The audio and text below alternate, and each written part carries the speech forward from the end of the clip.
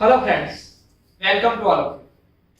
आज हम डिस्कस करेंगे थ्रेड प्रोडक्शन मेथड। तो थ्रेड प्रोडक्शन मेथड है, उसके अंदर बहुत सारे टाइप की अलग अलग थ्रेड प्रोडक्शन मेथड है, बट आज हम पर्टिकुलरली थ्रेड रोलिंग प्रोसेस के बारे में डिस्कस करेंगे।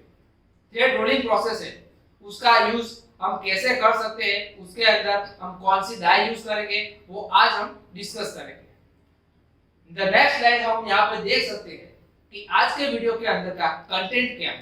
तो फर्स्ट ऑफ ऑल हम डिस्कस करेंगे इंट्रोडक्शन ऑफ थ्रेड रोलिंग, उसके बाद thread rolling by flat die, then after thread rolling by circular die, then advantages of thread rolling, disadvantages of thread rolling and applications of thread rolling. अभी हम next slide पे यहाँ पे देखेंगे introduction of thread rolling. तो thread rolling है वो क्या है? तो thread rolling one type of cold working process है। इसके अंदर जो थ्रेड जनरेट होते हैं वो डाई का यूज करके थ्रेड जनरेट किए जाते हैं। मींस कि यहाँ पे जो टूल है वो डाई होगी, ठीक है। इसके अंदर और कोई ट्रीटमेंट की दूसरी जरूरत नहीं है। ये प्रोसेस जनरली एक्सटर्नल थ्रेड बनाने के लिए यूज की जाती है। मास प्रोडक्शन में अगर हमको एक्सटर्नल थ्रेड बनाना है, मींस के थ्रेड प्रोडक्शन करना है, तो हम थ्रेड रोलिंग प्रोसेस से इजीली कर सकते हैं। अब यहाँ पे जो डाई होती है वो हार्डन टूल की बनी हुई होती है, उसके ऊपर थ्रेड प्रोफाइल जनरेट की हुई होती है।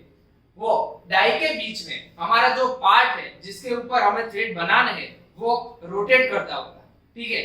यहाँ पे थ्रेड रोलिंग में टू टाइप्स की डाई हम यूज कर सकते हैं।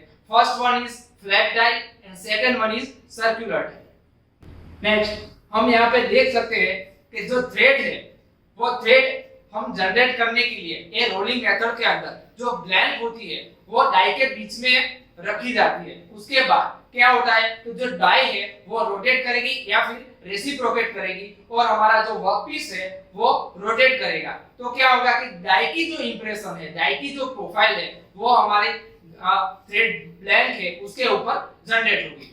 यहाँ पे एडवांटेज ये है कि यहाँ पे कोई चिप जनरेट नहीं होगी। दूसरा कि मेटल है वो रिमूव नहीं होगा और थ्रेड जनरेशन के लिए जो मेटल रिक्वायर्ड है वो कम होगी। ये कोल्ड वर्किंग प्रोसेस है, तो यहाँ पे जो थ्रेडिंग मिलेगा उसकी स्ट्रेंथ है वो अच्छी होगी और जो सरफेस फिनिश मिलेगा वो बहुत बढ़िया मिलेगा, ठीक है। In addition this process is also fast and used for mass production. कि नेक्स्ट हम यहाँ पे देखेंगे thread rolling by flat die.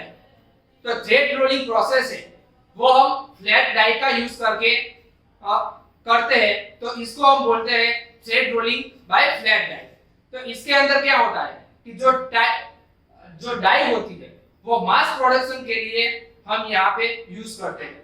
एक डाई की मोशन है वो हम यहाँ पे रेसिप्रोकेटिंग मोशन उसको देते हैं। इसके लिए जो सिलेंडर होता है मशीन के अंदर वो हम हॉरिजॉन्टल, वर्टिकल या फिर इंक्लाइंड स्लाइड के साथ यूज कर सकते हैं। Horizontal and inclined threading rolling machine से वो जनरली ज्यादा यूज होते हैं। एंड जो हॉरिजॉन्टल मशीन है वो यूज करते हैं जब हमारी ब्लैंक अलाइनमेंट हो वो इजीली मेंटेन करनी हो, तो उसके लिए हम कौन सा हॉरिजॉन्टल मशीन यूज करेंगे। एंड अगर ऑटोमेटिक ऑपरेशन करना है तो उसके लिए हम इंक्लाइन मशीन है वो यूज कर सकते हैं, ठीक है। तो ऑटोमेटिक ऑपरेशन के लिए कौन सा मशीन यूज करना है फ्रेंड्स? इंक्लाइन मशीन, ठीक है। और ब्लैंक अलाइनमेंट है वो इजीली करनी हो तो आप हॉरिजॉन्टल मशीन यूज कर सकते हैं। वर्टिकल मशीन है वो क्या करेगा कि उसके लिए जो स्पेस चाहिए वो कम चाहिए, मींस कि वो ऑक्यूपाई करेगा लेस स्पेस। एंड जो डाई क्लीनिंग है वो इजीली कर सकते हो वर्टिकल मशीन के अंदर। दूसरी बात ये याद रखनी है कि जो ब्लैंक होती है उसको हम ऑटोमेटिकली या फिर मैन्युअली फीड कर सकते हैं, मैन्युअली उसको हम यूज कर सकते हैं। नेक्स्ट अभी हम यहाँ देख सकते हैं कि डायग्राम दिखाया हुआ है जो फ्लैट डाई का है, ठीक है। तो फ्लैट डाई का यूज करके हम कैसे थ्रेड रोलिंग प्रोसेस करेंगे ये आप यहाँ देख सकते हो। कि यहाँ पे आप देख सकते हो कि हाइड्रोलिक सिलेंडर है, उसके नीचे टॉप स्लाइड है और टॉप स्लाइड के नीचे डाई है।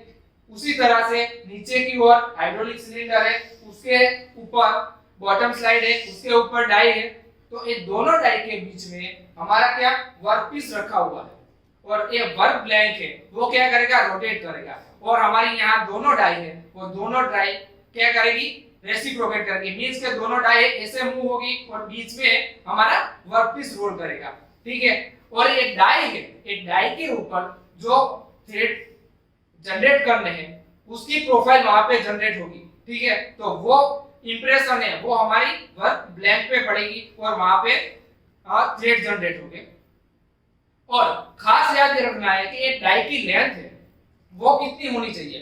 तो हमारे जो थ्रेड ब्लैंक है वो कम से कम 4 बार रोटेट हो जाए उतनी मिनिमम लेंथ होनी चाहिए हमारी डाई की ठीक है। और हम यहाँ पे थ्रेड ग्रूव है वो थ्रेड ग्रूव को एक हेलिक्स एंगल पे रखते हैं। उसका रीजन ये है कि वहां पे रोलिंग प्रोसेस के दरमियान कोई डिफिकल्टी ना है इसके लिए हम हेलिक्स एंगल रखते हैं। इन द नेक्स्ट स्लाइड हम यहाँ पे देख सकते हैं कि उसका प्रिंसिपल क्या है। यहाँ पे दोनों ग्रे कलर की आप डाई देख सकते हो दोनों रेसिप्रोकेट कर रही है और बीच में ब्लू कलर का है वो हमारा वर्कपीस है ठीक है। और दूसरी फिगर में आप देख सकते हो कि दो फ्लैट डाई के बीच में बोल्ट है जिसके ऊपर हम थ्रेड जनरेट कर रहे हैं।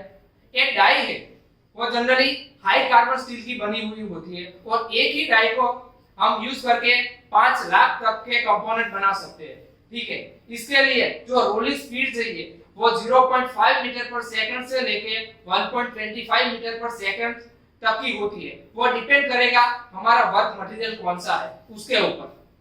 अभी जो ब्लैंक होती है थ्रेड ब्लैंक उसका डायमीटर कितना रखना होता है। तो जो थ्रेड ब्लैंक है उसका डायमीटर हम जो भी हमको थ्रेड चाहिए उसका मेजर डायमीटर हो उससे कम रखना होता है। उसका इक्वेशन यहाँ पे आप देख सकते हो dB = √0.5 in bracket major diameter square plus minor diameter square। In the next slide हम देखेंगे thread rolling by circular die। अभी यहाँ आप डायग्राम में देख सकते हो कि दो सर्कुलर डाई है वो ऑपोजिट डायरेक्शन में रोटेट करती है और उसके बीच में हमारा वर्कपीस होगा। तो क्या होगा कि वर्कपीस भी रोटेट करेगा और जो हमारी डाई है उसके ऊपर जो थ्रेड प्रोफाइल है सेम प्रोफाइल है वो हमारे वर्कपीस के ऊपर जनरेट होगी। वो कैप्टन टरेट और ऑटोमेट्स के अंदर आप यूज कर सकते हो। दूसरा कि यहाँ पे डाई है वो सेल्फ ओपनिंग होती है मींस क्या कि जब थ्रेड प्रोडक्शन मींस के थ्रेड वर्कपीस के ऊपर जनरेट हो जाएगा उसके बाद वो ऑटोमेटिकली ओपन हो जाएगी। तो उसके लिए हमें कोई एक्स्ट्रा मैकेनिज्म की जरूरत नहीं पड़ेगी और उसको ऑपोजिट डायरेक्शन में रोटेट करने के लिए भी जरूरत नहीं पड़ेगी। ये मेथड है वो फ्लैट डाई से फास्ट नहीं है बट इसका एक एडवांटेज ये है कि हमारा जो वर्कपीस है वो उसकी लेंथ कितनी भी लंबी हो हम इसके ऊपर थ्रेड जनरेट कर सकते हो।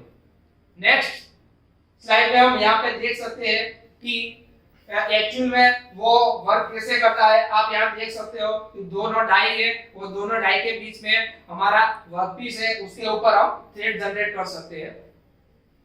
इन द नेक्स्ट स्लाइड हम देखेंगे एडवांटेजेस ऑफ थ्रेड रोलिंग। तो हम यहाँ देख सकते हैं कि सरफेस फिनिश एंड एक्यूरेसी है वो बहुत ज्यादा मिलेगी because it is a cold working process. इसके अंदर चीप प्रोड्यूस नहीं होती है वो एक एडवांटेजेस है। देन टूल लाइफ है वो ज्यादा है एंड टूलिंग कॉस्ट है वो कम होगी। उसके सिवा हम different types of thread produce कर सकते हैं ये मेथड से। ओके मटेरियल लॉस नहीं है इसके अंदर and more suitable for mass production. अगर हमें लार्ज क्वांटिटी में थ्रेड प्रोडक्शन करना है तो हम ये मेथड से कर सकते हैं। More suitable for soft metals like aluminium copper brass etcetera. In the next slide अभी हम यहाँ देखेंगे डिसएडवांटेज ऑफ थ्रेड रोलिंग। तो डिसएडवांटेज ये है कि फोर्स रिक्वायरमेंट ज्यादा होगी क्योंकि दोनों डाई है उसको रोटेट करने के लिए या फिर रेसिप्रोकेट करने के लिए बहुत ज्यादा फोर्स की जरूरत पड़ेगी। देन फ्लैट डाई है वो बनाने कॉम्प्लेक्स है एंड कॉस्टली है वो एक ड्रॉबैक है। देन थ्रेड लेंथ है वो लिमिटेशन हो जाएगी in the flat die. Okay तो फ्लैट डाई जब हम यूज करते हैं तब थ्रेड की लेंथ है वो लिमिटेड हो जाएगी। और सर्कुलर टाइप जब हम यूज करते हैं तो उसके डायमीटर है वो एक उसका लिमिटेशन हो जाएगा। Then length of thread is increase due to rolling process. Rolling होता है तब कभी कभार जो थ्रेड है उसकी लेंथ बढ़ जाती है, वो एक ड्रॉबैक है। और इंटरनल थ्रेड हमें जनरेट करने हो तो डायमीटर है वो होल का वो 12.7 mm से ज्यादा होगा तो इंटरनल थ्रेड प्रोड्यूस करना वो प्रॉब्लमेटिक है। नेक्स्ट हम देखेंगे एप्लीकेशंस ऑफ थ्रेड रोलिंग। तो यहाँ पे हम एक्सटर्नल और इंटरनल थ्रेड बोल्ट के ऊपर, स्टड के ऊपर या फिर स्क्रू के ऊपर जनरेट कर सकते हैं। और कोई पार्ट है उसका एंड पोर्शन है जहां पे आपको थ्रेडिंग करना हो या फिर उसका फ्रंट पोर्शन या फिर हेड ऑफ शोल्डर हो उसके ऊपर भी आप थ्रेडिंग कर सकते हो।